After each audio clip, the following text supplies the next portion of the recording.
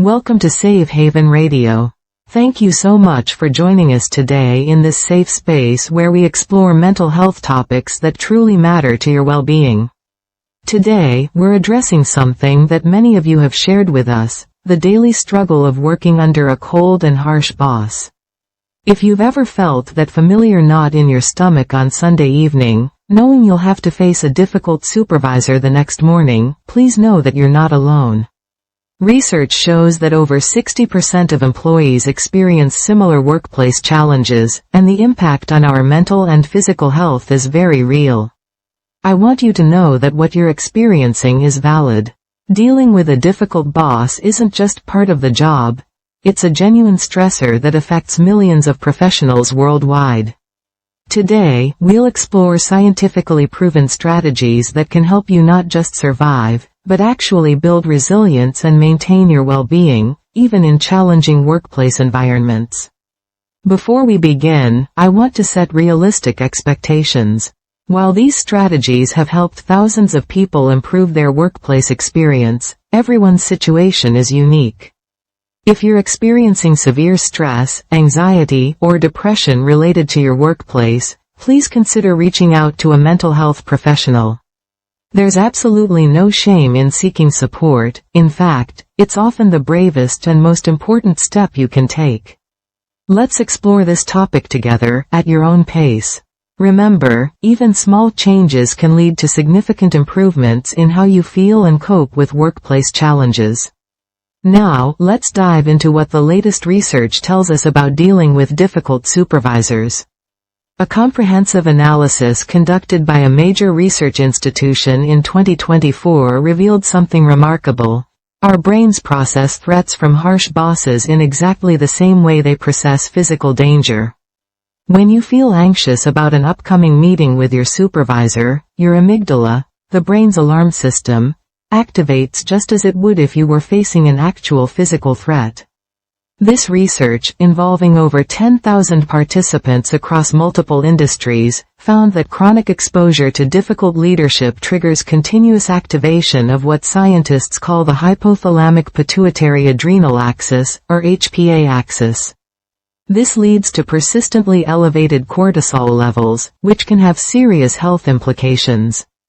The data shows that prolonged elevation of these stress hormones can damage blood vessels, increase blood pressure by up to 23%, and significantly raise the risk of cardiovascular disease. But here's where it gets interesting.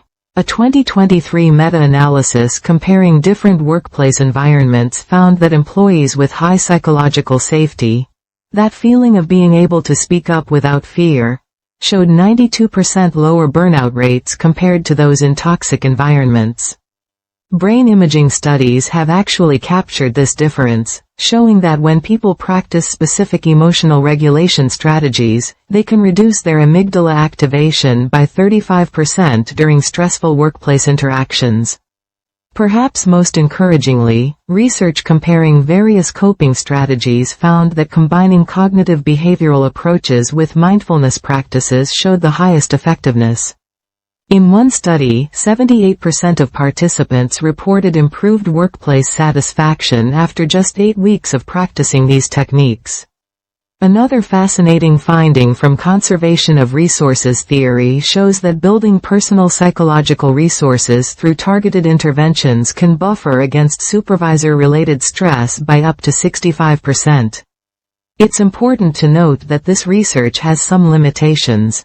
Most studies have been conducted in Western corporate environments, and individual responses can vary significantly based on personal history and cultural context.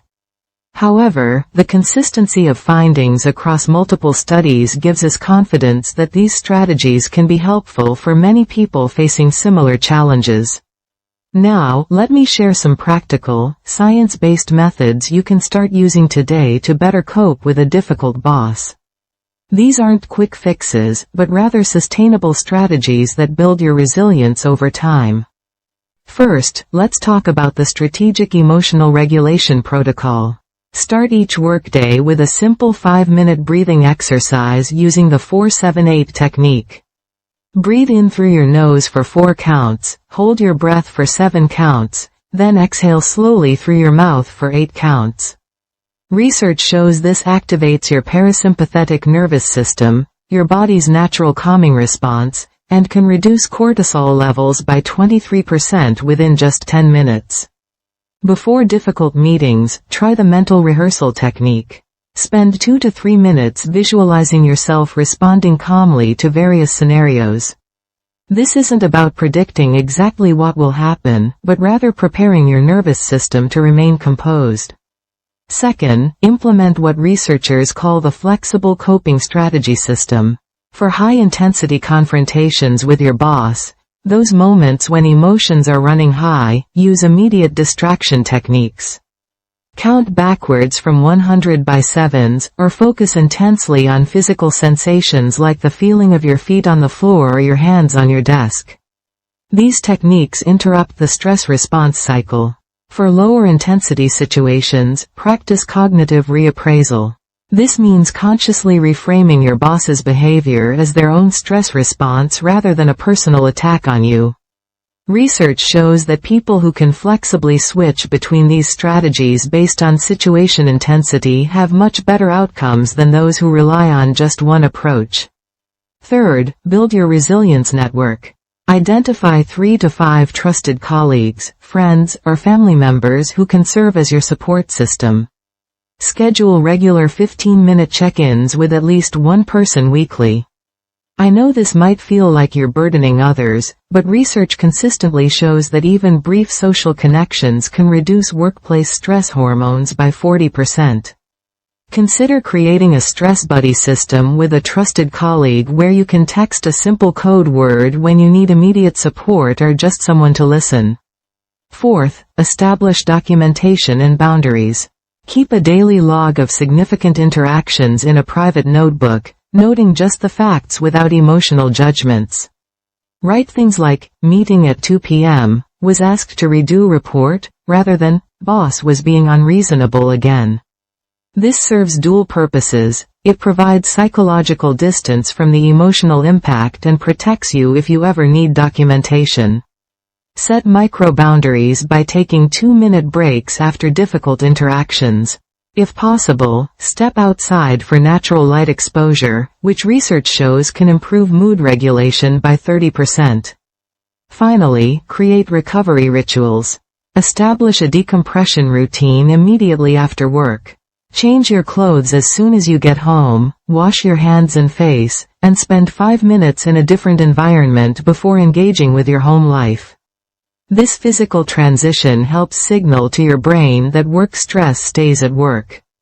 Practice the worry window technique. Designate 15 minutes each day to consciously process work stress, then deliberately shift your focus to something else.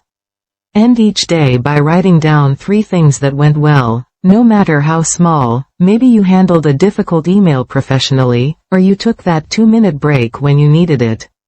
Remember, you don't have to implement all of these strategies at once. Start with 1 or 2 that feel most manageable for you. If something doesn't work, that's okay. It doesn't mean you've failed, it just means that particular strategy isn't the right fit for your situation.